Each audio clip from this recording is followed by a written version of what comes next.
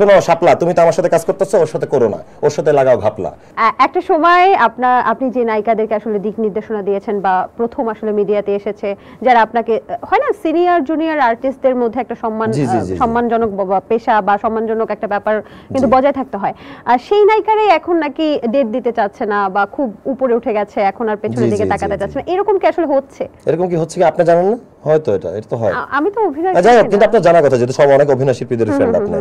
Thing is হচ্ছে যে মানুষ একটু এরকমই, আমরা জাতিগত একটু এরকম, যাকে দিয়ে মিডিয়া আসবেন বা যার সাথে কাজে যখন আপনার কাজ ছিল না, ম্যাঙ্গো স্কোয়াডে কাজ করছেন বা আপনি বড় হয়েছেন এখন, এটা শুধু মেয়ে কেন, এটা ছেলেরাও তো আমার সাথে বিট্রে করছে, মানে সানগ্লাস পরে হাঁটা দিয়েছে। আমি যেরকম মাবরুর রশিদ বান্না ভাইয়ের নামটা রেসপেক্টের সাথে নেই যে আমাকে প্রথম কাজে নিয়েছেন, আমি যাদেরকে প্রথম কাজ দিয়েছি তারা কেউই কোনো ইন্টারভিউতে আমার নাম কখনোই নেয় নাই। সো পার্থক্য থাকে, এটা ব্লাড থেকে আসে, এটা ফ্যামিলি থেকে আসে, এটা ব্লাড থেকে আসে, এটা আপনাকে ফ্যামিলি থেকে শিখতে হবে। এটা স্কুলের টিচাররা বলে না যে বাবু তোমাকে কেউ যদি কিছু বলে কৃতজ্ঞতা প্রকাশ করতে হবে, এটা আমাদের বাপ মারা আমাদের শিখাইছে, এটা ওদের জানা নাই। তো যাই হোক, এটা কোনো ব্যাপার না। ধরেন এখন একটা নায়ক আমার চেয়ে উপরে আছে, তার বেতন 10 গুণ, তার পাওয়ার অনেক, সে চাইলে আমাকেও ব্লক দিতে পারে, মানে ব্লক ইন এ ওয়ে, শোনো শাপলা, তুমি তো আমার সাথে কাজ করতেছো, ওর সাথে করো না, ওর সাথে লাগাও ঘাপলা। এখন কথা হলো যে এই শাপলাটা কে আসলে? এটা কাল্পনিক ক্যারেক্টার, ম্যাঙ্গো স্কোয়াডের যে কোনো মেয়ে, আমার শাপলা নামে কোনো ডার্লিং ছিল না, এটা আর ভাইবেন না, আমার বউ ছিল একটা শাপলা নামে। যাই হোক, তো যেটা কারণটা হচ্ছে যে ওই নায়কের খারাপ টাইম আসতে পারে,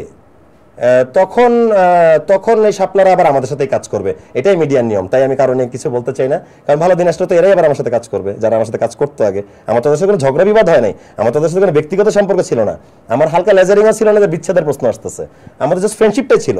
ফ্রেন্ডশিপ থাকলে আবার ধরেন আমি আপনার ফ্রেন্ড, আপনি এখন বড় নায়িকা হয়ে গেছেন, আপনি ফ্রেন্ডশিপের মর্যাদা কেন দিবেন না? আমি আপনার সাথে এই টাইমে এসে আপনার সাথে ইন্টারভিউ দিচ্ছি না, আপনি দিনটা মনে রাখবেন না?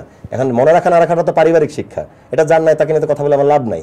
নায়ক নায়িকাদেরকে এমপি বা রাজনীতিতে আসা উচিত না মনে করি আমি। আসলে নায়ক নায়িকা কি, গায়ক গায়িকা, ক্রিকেট প্লেয়ার, মানে যারা পাবলিক ফিগার, আমরা সব ধর্মের সব মানুষের এই দেশের, আমরা কোনোদিন একটা স্পেসিফিক দলের জন্য স্লোগান দিতে পারি না।